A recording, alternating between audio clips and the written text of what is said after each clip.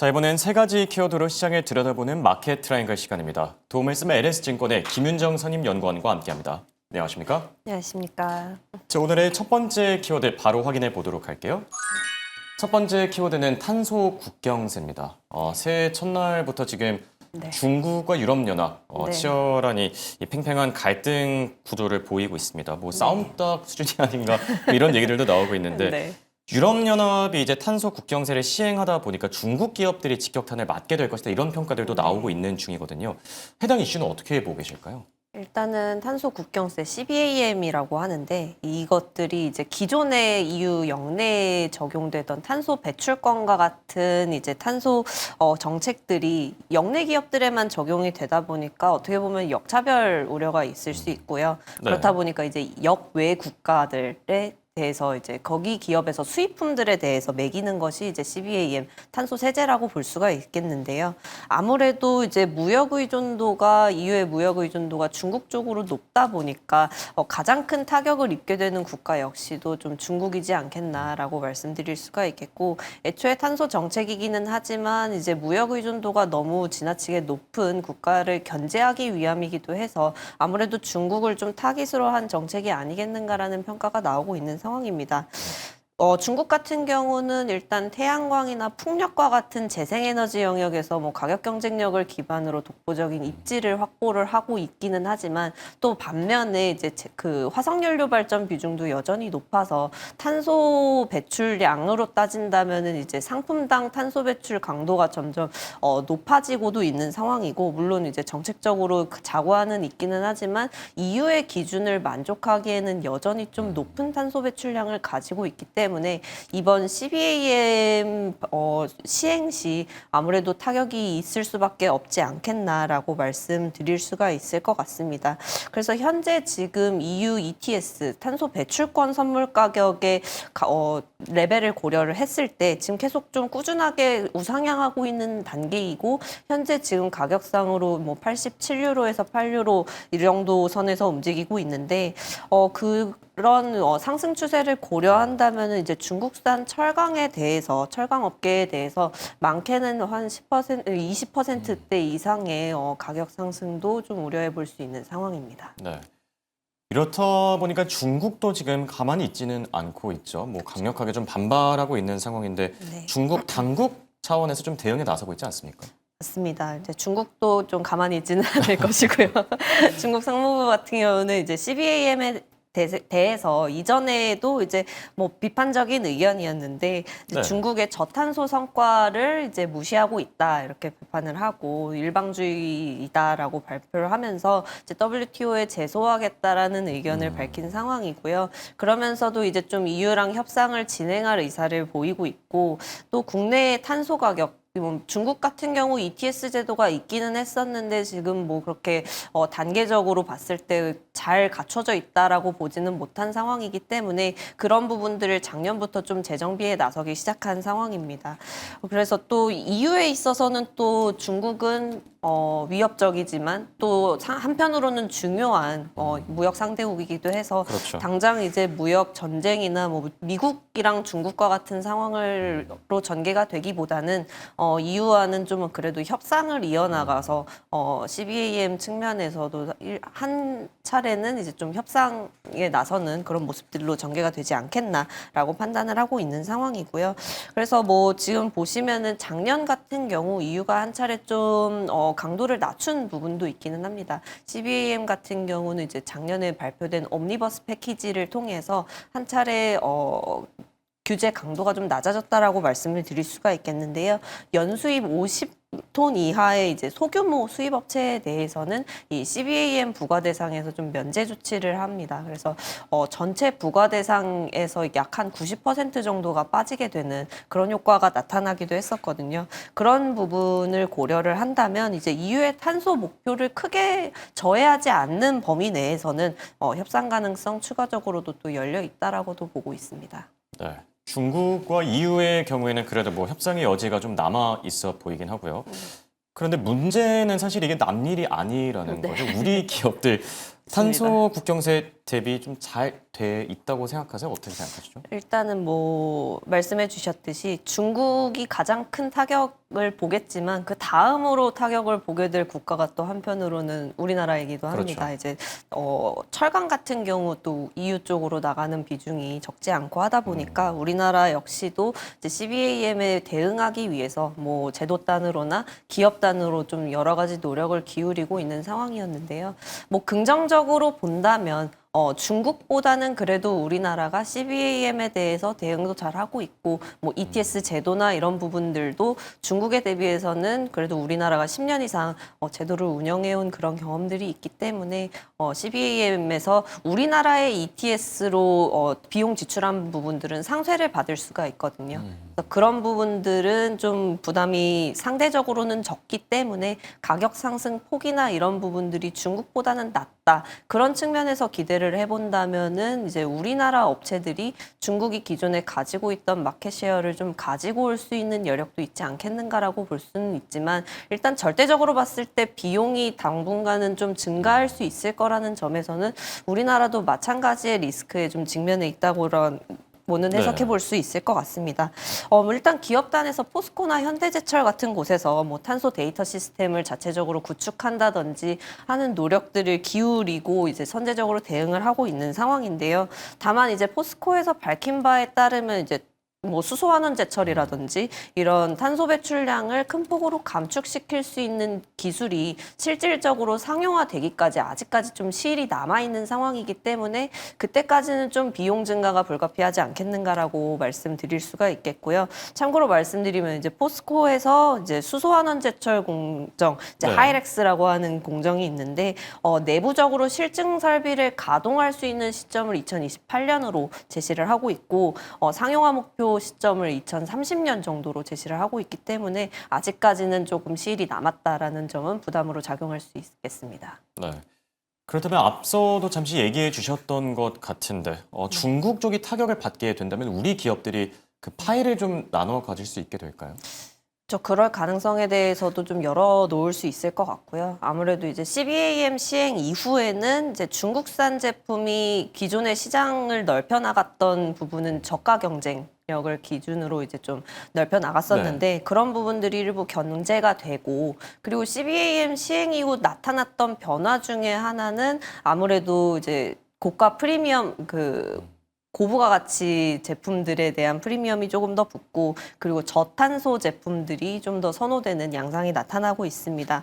그렇다 보니까 이제 EU 내에서도 좀 공급망 대체가 점진적으로 나타나고 그에 있어서는 이제 국내 업체들이 고부가 가치 제품 쪽에 집중을 한다면은 좀 더 마켓 쉐어를 가지고 올 수 있지 않겠는가라고 기대를 해볼 수가 있겠고요. 앞서 말씀드렸듯이 ETS의 가격 차나 이런 부분들도 중국 대비 우리나라가 조금 더 우위에 있는 상황이기 때문에 CBAM 부담이 상대적으로는 중국 대비했을 때는 좀 덜하다라는 측면이 중국 대비했을 때는 유리한 부분이다라고 말씀드릴 수가 있겠습니다. 뭐 당장은 이제 철강 쪽이 가장 좀 노출이 많이 되어 있지만 2028년 이후에는 이제 자동차 부품 같은 다운스트림 영역으로도 이제 CBAM 부과 대상이 확대가 되는데 그 경우에는 이제 자동차 부품 단이나 이제 배터리 단으로도 기대를 해볼 수 있는 여지가 좀 있지 않겠는가라고 기대해 보고 있습니다. 네. 첫 번째 키워드로 탄소 국경세에 대한 얘기 나눠봤고요. 두 번째 키워드 확인해 보도록 할게요. 두 번째 키워드는 기후부의 정책입니다. 국내에서는 지금 기후부가 2.9조 원 규모의 이제 기후 대응 기금을 맡아서 운영한다라고 합니다. 또 친환경차 목표를 달성 못한 회사에는 벌금까지 매긴다 이런 소식도 나오고 있는데 시장을 움직일 정도의 이슈일까요? 어떻게 생각하시죠? 일단은 뭐 시장을 움직일 정도다. 그러니까 시장이 이 이슈에 얼마나 반응을 하는가라고 봤을 때는 사실 좀 제한적이지 않겠는가라고 보고는 있고요. 일단은 뭐 큰 이슈이기는 합니다.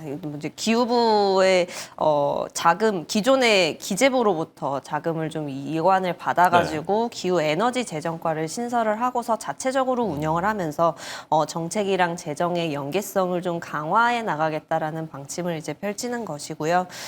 근데 이 기후부 발표에 따르면 이 기금의 활용처가 아무래도 이제 온실가스 감축 효과가 검증된 사업에 우선 배정될 것이다라고 밝히고 있기는 하지만 이제 배출권 가격 안정화라든지 이런 부분들에 쓰일 부분을 감안하면은 사실 2조 9천억 원 정도의 자금이 뭐 절대적으로 크다라고 보기는 사실 좀 어렵습니다. 그렇긴 하죠. 예. 네, 그래서 좀 시장 영향까지는 좀 제한적이지 않을까라고 말씀을 드리고 있는 거고요.